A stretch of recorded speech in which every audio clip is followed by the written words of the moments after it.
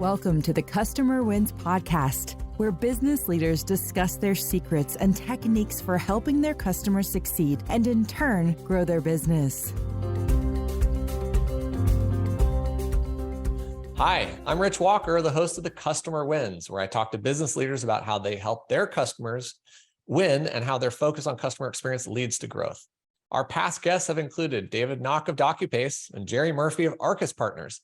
Today, I'm excited to speak with Adam Holt, CEO and founder of AssetMap and co-host of the Rethink Financial Advice podcast. Today's episode is brought to you by Quick, the leader in enterprise forms automation. When the last step to earning your client's business requires filling out paperwork, don't ruin your relationship with a bad experience. Instead, get Quick Forms to make filling out forms a great experience and the easiest part of your transaction. Visit quickforms.com to get started. Now, before I introduce today's guest, I want to give a big thank you to Philip Hecker of Bento Engine for referring me to Adam. Go check out their website at bentoengine.com and see how they empower financial advisors to bring better advice to more families. I'm excited to introduce Adam. Adam Holt is a certified financial planner and the founder and CEO of AssetMap, the leading advice engagement platform for financial professionals made popular by their digital household visualization of the same name. Used by many wealth managers to frame a conversation around the entire financial inventory, AssetMap is now being used by investment, insurance, tax, and legal professionals to accelerate advice conversation to minutes versus days for traditional financial planning. They've achieved significant scale in the US and overseas, used by thousands of professionals, and have mapped over $1.5 trillion in financial instruments. Wow, Adam, welcome to the Customer Wins. Thank you. Thank you, Rich. Good to be here and spend some time with you and the family here. Yeah, thank you. Now, if you haven't heard this podcast before, I talk with business leaders about what they're doing to help their customers win, how they've built and deliver a great customer experience, and the challenges to growing their own company. Adam, I want to understand your business a little better. How does your company help people? Sure. Well, certainly that. And I think it's been an interesting journey, as you already mentioned, because I've come from the space, just like you, a financial advisor. You know, I think most things that get created, Rich, are from necessities, right? And they commonly say that necessities are the mother of invention. And for us as a financial advisor, we were just stymied by the 90-page reports we were delivering to clients they weren't reading. And so, in a sense, we just really needed to understand what was going on in their lives and then ask good questions. That's why you said that AssetMap is conversational in a sense. We needed to create a pictogram effectively of what was going on in people's lives. And when we created that for ourselves, that's when we realized a whole bunch of other financial advisors had the same problem, which was, can I see what's going on people's lives all on one page or screen, and then have an open and honest conversation? So today, what people use advisors for, typically financial professionals for legal, tax, wealth management, is they're basically visualizing a household on one page, collecting that data very quickly, and ultimately giving them good guidance on what they should think about following up on, changing, replace, do more of, etc. So you're not just showing them a list of accounts. I mean, that's what you get most of the time, right? There is I would say a nerve that we hit on when we started showing people their financial lives, not just their investments and their balance sheet, if you will, but their income sources and their insurance policies and the private equity deal they did with their cousin and the obscure assets and instruments that tend not to make the aggregation engines or typical balance sheet, if you will. When we showed it to them in a whole new way, they were forced to reevaluate it.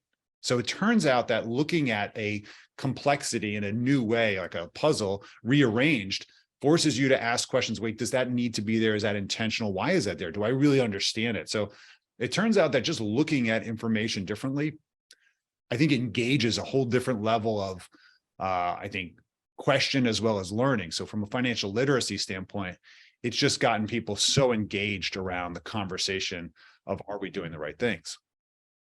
You know, what I love about what I've seen in your product, and I never got to use it. And this, you built this after I quit being a financial advisor. But when I was an advisor, I joined my mentor in his business, and he had a book of business. And one of the things that we came up with on the very last page of our financial plan was a show of how many accounts they had versus how many accounts they needed. And that very nature saying, look, you got 3 IRAs each. You only need 1 IRA each, caused them to do rollovers into the one account that we managed. And we saw our assets under management double in 1 year just from that. And I think you've taken it to 10x the level of what I'm describing. Well, I love that you said that, because there's two aspects of what we're doing that are really gaining a lot of steam. The first is the obvious one. When you put all of the financial instruments that you and I have onto a single piece of paper, you might find it's actually quite cluttered. It's complex. In fact, we found that the average household has 25 financial instruments, contracts, accounts, policies. Some of them, they don't even know what they have. Multiple income sources are not even, they don't think about, but they're there, and they create mental clutter and also paper clutter that goes in some shredder or basically a file that nobody looks at. And that actually creates, we have found paralysis around clients taking action. They just accept they have 3 IRAs and this person has 4 IRAs and an old rollover, they left it. And it's not until we put it up on the screen and we say, by the way, you have 4 of these, you don't need 4. It achieves the same thing you just mentioned. So very smart on that aspect. But we took it a step further.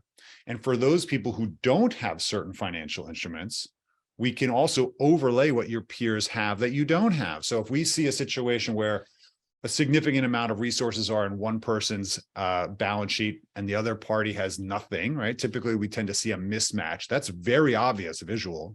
Why does this party of the household have 15 accounts and this one doesn't? Was that intentional or just a product of the fact that one was really in charge of the money? Okay. Right. There's opportunities and benefits there. So we can overlay using stencils. That's our product. Very similar to the way that Netflix will tell you other people like you watch these movies. Maybe you want to go watch these movies as well. We can say, well, other people like you have done these financial decisions. Maybe you should do them as well. So we've taken the reverse of that. So if you can imagine that, complexity is revealed as well as gaps are revealed. It's actually really amazing when I think through what you've done then, because you're not just helping the advisor see the gap. I mean, all advisors are thinking, hey, you don't have a life insurance product, let's get you one. But helping the consumer, the actual investor see it, it must be so eye-opening for them.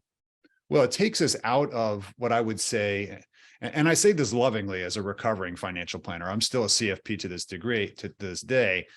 But we all know that financial planning saw its massive adoption in the wealth management space because it was a fantastic sales enablement process, right? When I could show a client or a prospect that I'm taking them through a cogent, intelligent process that's full of 800 pages of research that takes 2 months to do and maybe even a fee, it's building my credibility as a financial professional to then earn that business and roll that asset over or place that insurance or fix the annuities or whatever it might be. Even in banking, we see that as well. I would even argue we see that in tax now because tax professionals are getting into the investment space more fervently, and they're going to lead with financial planning. So financial planning in general is a sales enablement process. Okay, that's it. I put it on the table. That may piss off a lot of people, but the bottom line is that that's how it's been used. We found that by forcing the education up front to show people we listened to them. Let me reveal back to you what you told me. This is all the complexity you're dealing with. Now let me ask better questions about what you're doing. It actually accelerated the sales engagement or enablement because now advisors solved more problems because they were all revealed, and it didn't take 2 months to get there. We did it in 15 minutes. So it's interesting to see how, if you can help the client understand their life better, you will get faster to how I can help you and earn the credibility as a result. Trust. Yeah, I know there are financial professionals out there who just want the sale, they want to make money, but I think at the heart of most, 99%, they care about their customer and 100%. Trying to do well by them, right? And you're helping them see how they can do better with those clients because of those gaps in the analysis. There's no question. Man. So, I wanted to ask you why you started this business. It's pretty obvious why you started this business, but how hard was it then to switch from being a financial advisor to FinTech? I don't know that I ever really switched. In my heart, I'm still a financial advisor, and I just expanded my audience from just consumers and investors to other financial advisors from a mentor standpoint. In my role in the company as a CEO is really to make sure that the product still matches what the consumer needs. In our case, financial advisors really be the voice of the advisor and also educate people as to what's possible. thankfully, we've been really successful at doing this, solving the problem for other advisors, that we've built a scalable team, and I have a fantastic management team that allows me to stay in the clouds, if you will, and be idealistic. I've been good to have operators in both the financial planning company, which has some 25 people still today, although I've given up my licenses so that I could really focus on asset map and not be in a compliance kind of oversight situation. That was an interesting process, by the way, Rich, to give up give up the AUM business. But it's been really rewarding the past, I would say now 5-6 years, where I've been really full-time on asset map. It has been a lifestyle transition. Certainly the pandemic, I think, facilitated that a lot. But interestingly enough, our firm was almost 90%, 95% fully remote for the last 9 years. So we were very comfortable with running a practice a certain way, and then layering the FinTech company on top of it was seemingly an easy transition. But I tell you what, if I didn't have the financial planning business, there would have been some really rough years in asset map, because we used one to supplement the other. I wish I had had that benefit. I gave up my licenses pretty quickly because I hadn't grown the financial planning business well enough. And I decided I'm going to help more advisors serve clients than I can help clients individually. Yeah. So I want to ask you then, obviously your end user is the advisor, right? But do you consider the investor your client too? Yeah, I mean, very often we get put in this position where B to B to C, right? So we're affecting the consumer through another business. We actually have experimented with delivering parts of our capability directly to the consumer on behalf of the advisor, because there has been a lot of requests for the consumer to get more empowered. How do I help my consumers feel like they're part of it, not just always talked to, presented to, but now they're actually part of it, without feeling like they needed to go to a personal financial management tool and log in, aggregate, and then just be confused, wondering what's going on. So you'll see Asset Map actually move into the consumer experience even more, just because I think that's table stakes, Rich. Getting our consumers to be not only sticky, but also look to us and collaborate on this stuff. There is a huge movement right now, as you can imagine, in the DIY space, right? Consumers want to help themselves. They want to do it themselves. They may not want an advisor. Maybe they're entertaining robo advice. And this is a massive part of the marketplace. Interestingly enough, a good amount of the high net worth families do have a financial advisor, because they don't see the cost as a barrier, and they know they have complexity for which they could easily not have a do-over. And so they typically want a professional advice. But there's an enormous part of the marketplace of potential investors and next generation individuals who haven't yet chosen their advisor. They're going to get compelled to go to robo advice or do it themselves. And so we need to actually capture and bring those people into a professional relationship. And that's what we're going to use Asset Map for down the line. No, that's smart, because I think a lot of that generation, the Gen X, the Gen Millennials and the Gen Zs, they're used to configuring the options the way they want it. And so they're looking for that kind of flexibility in how they choose people and services, and you can help them see it more clearly. So I'm curious how you won your first customer. You don't have to name the first customer, but I mean, it's always hard to bridge that gap of, I got a great product, how do I get somebody else to buy it and use it? Well, I tend to think of our first customer as another advisor, right? Outside of our firm. We had been using, and to give you an idea, in 2006, I got Asset Map compliance approved by my broker dealer. And when I did that, my revenue, like you had said, in your experience of doubling your AUM, I tripled our revenue 3 years in a row. So 300%, 300%, 300%. Wow. And by 2009, I was thinking, gosh, this thing has legs. If anybody else knew about it, I'd be giving away my secret sauce. So I basically took a significant amount of that money. I didn't have kids yet. And I invested it in technology, and I wasted enormous amounts of money, as I'm sure you can relate. I didn't know what I was doing. I just had a vision and I had money, and I was thinking, okay, we're going to create this app in 2009. It wasn't until 2012 I showed it at the top producer conference. At the time, I was a broker dealer. I was the youngest guy there, and they said, okay, kids, your time to show what you're doing, best practice sharing. And I showed Asset Map, and 20 people from that audience asked me specifically, could they use it? Why? Because they said they had the same problem. complexity. I'm doing this on a yellow pad, a whiteboard, a smart board. I'm trying to draw out people's lives to help educate them. If I could do this fast, I wouldn't have to draw you because you can't even read my handwriting.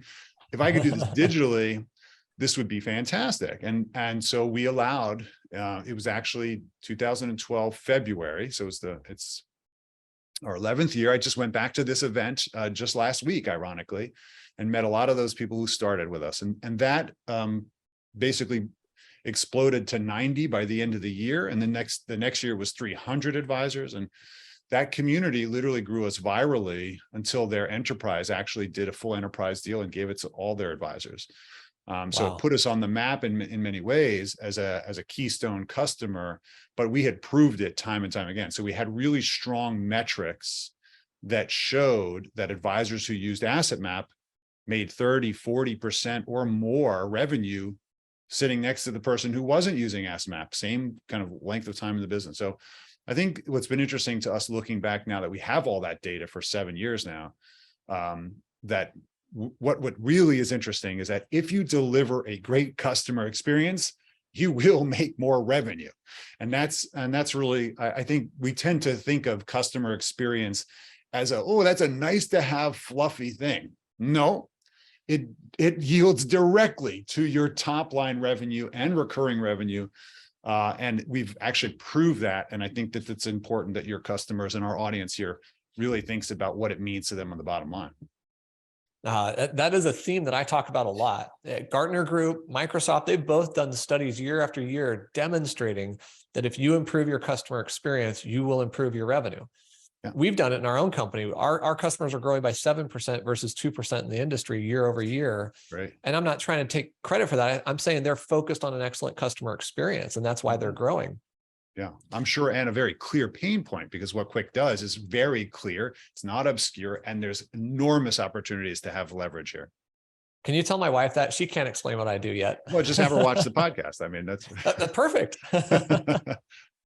So let me get this straight. You built this for yourself, used it for 3 years, tripled your business 3 times in a row, and then said, I'm going to build tech. It took you 3 years to get the tech to market. Did you build it for 3 years? I didn't know I was going to take it to market. No, did it take 3 years?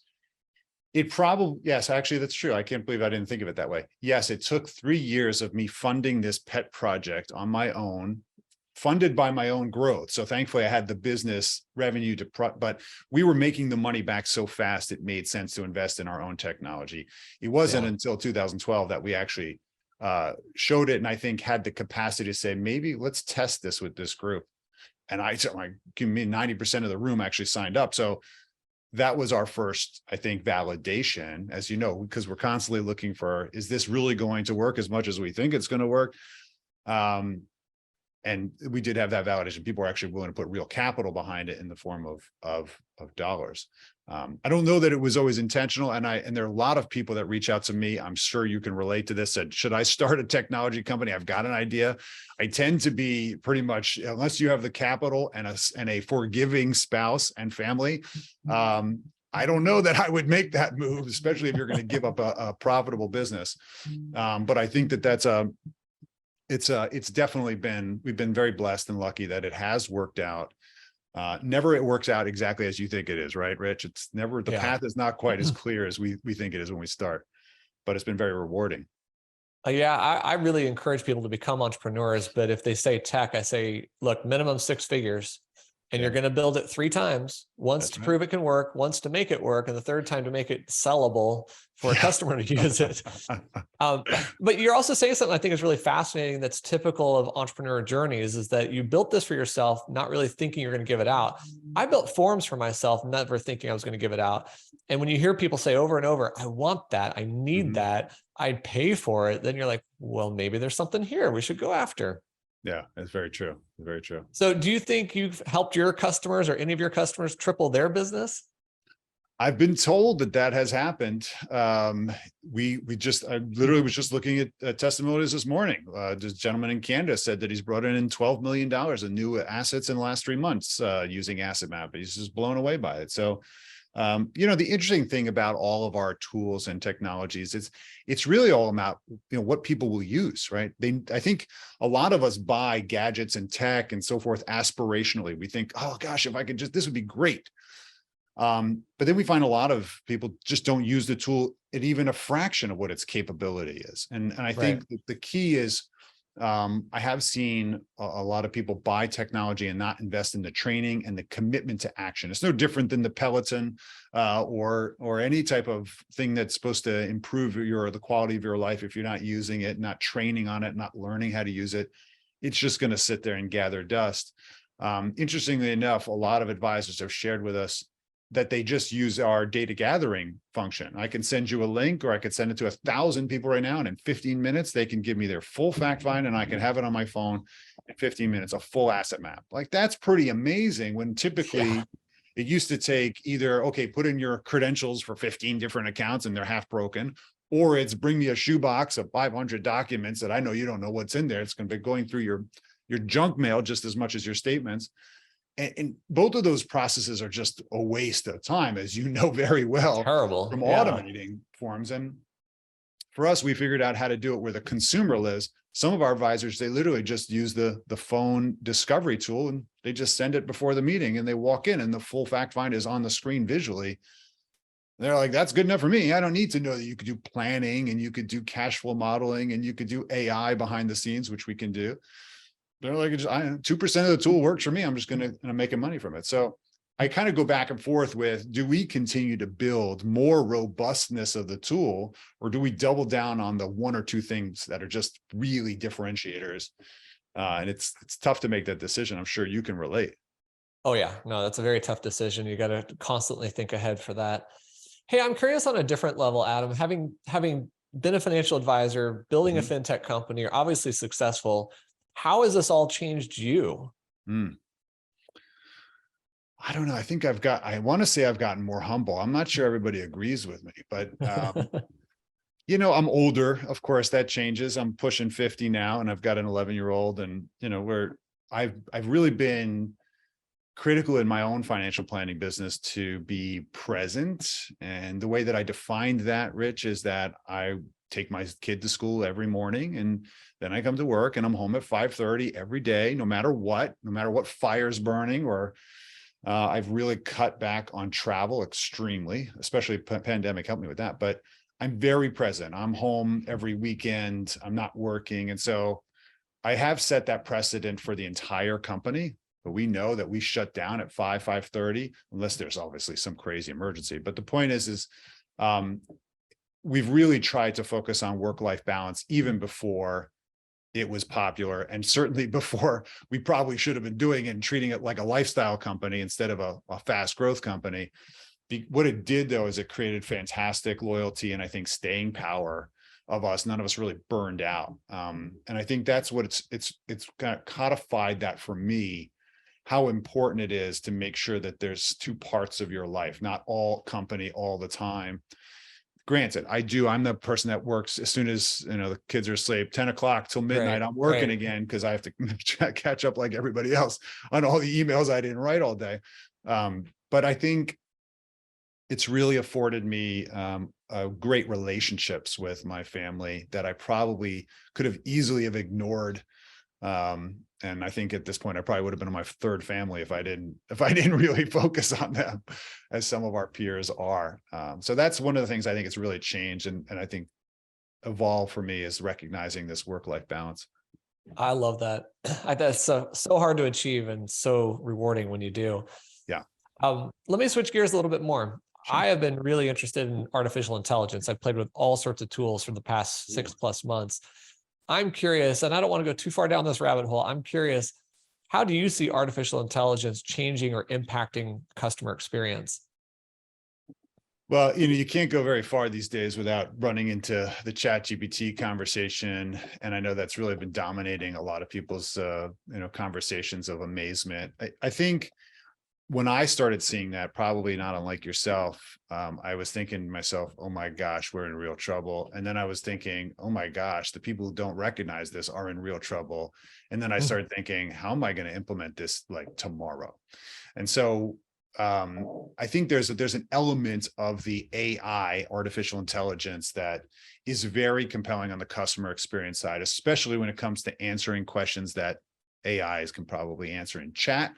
But certainly from the machine learning side, we've collected an extraordinary amount of data. Give you an idea, we crossed, well, I think you mentioned it, $1.5 trillion of financial instruments that have been mapped from over 1 million people, I think 1.25 million people.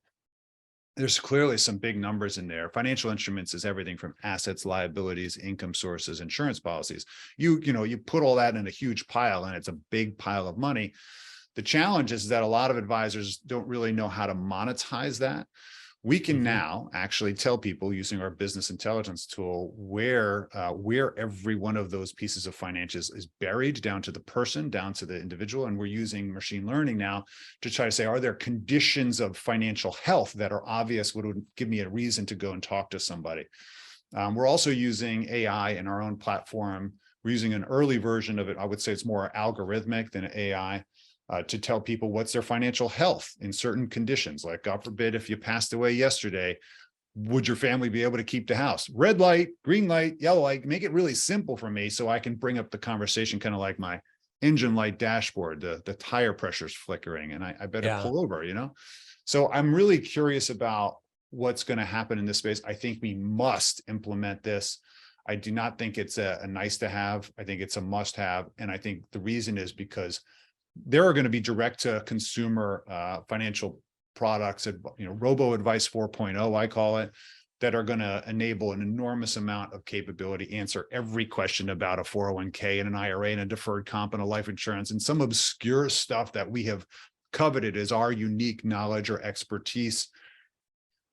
I think that this stuff, information itself is going to become a commodity. The key is going to be, how do we deliver guidance and empathy in our financial advice? And it's going to basically force us to double down on what we're calling advice engagement as a category.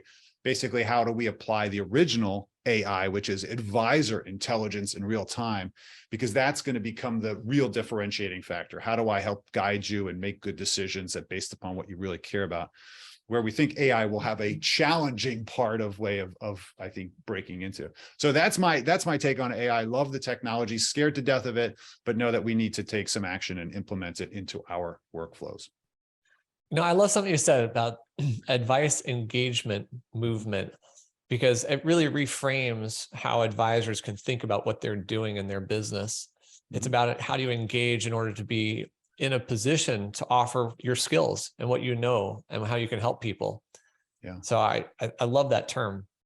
Thank you. Yeah. And it's something we've been talking about with Kitsis and a whole bunch of others. And it's funny because you mentioned Philip Hecker is one of, I would say, one of our original 5 companies that really pushed this idea that we need to create a category of tech called advice engagement, because it's really where the rubber hits the road. It's where all of us in the advice community earn our keep. It's where we build our relationships with our clients.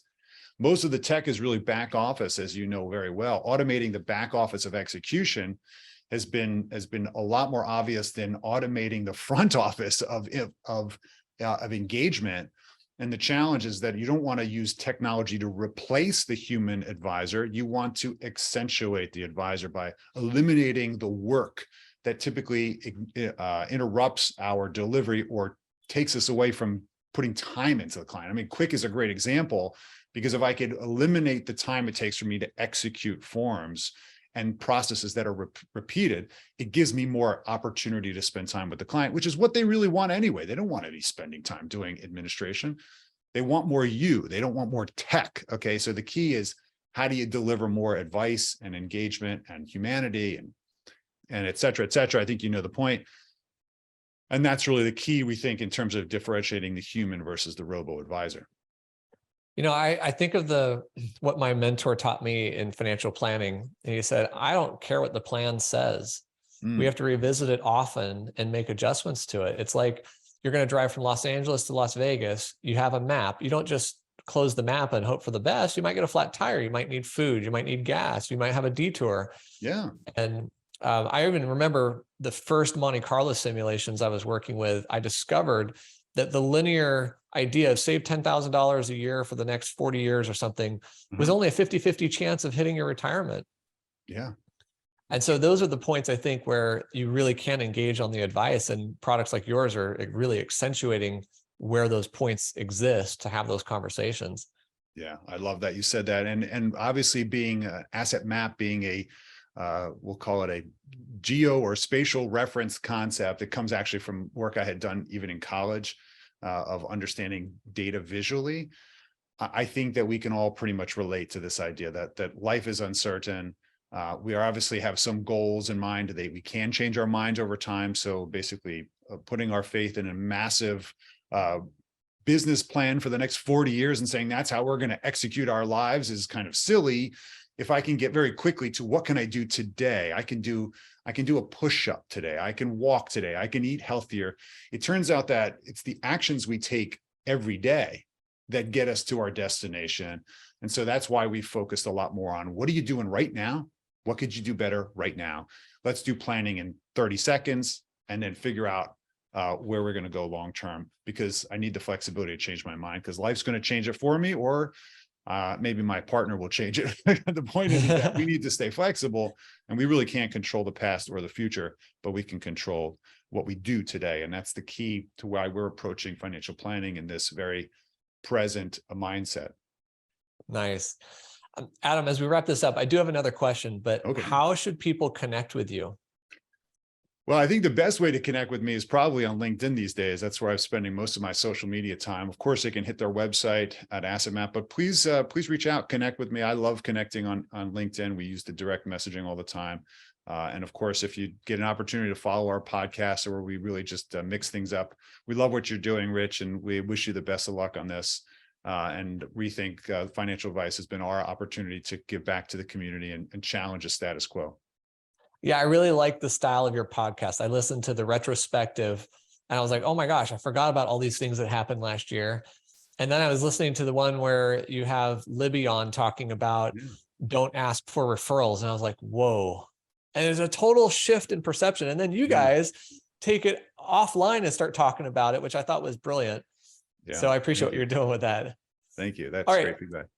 Here's my last question, Adam. Okay. That's now another last question. Who is a leader that you're following or being inspired by today? Well, I can't go very far without talking about my buddy, Derek Nautman, because, he and I run this podcast and we ham it up every day. And he's actually become a really good mentor as well as friend, it turns out. We'd only met just about a few months ago in person. But other than Derek, I actually recently had the opportunity to interview Damon John, and that was really from Shark Tank. That was really fun, and kind of some new experiences and so forth. So I think there's some really great leaders out there, but those are just a couple of the people I love to hear from. That's totally awesome. All right. Hey, I want to thank Adam Holt, CEO of Asset Map, for being on this episode of The Customer Wins. Go check out Adam's website at asset-map.com. And don't forget to check out Quick at quickforms.com, where we take the work out of paperwork. I hope you've enjoyed this discussion. We'll click the like button, share this with someone, and even subscribe to our channels for future episodes of The Customer Wins. Adam, thank you so much for joining me today. Thanks, Rich. Great things. Thanks for listening to the Customer Wins podcast. We'll see you again next time, and be sure to click subscribe to get future episodes.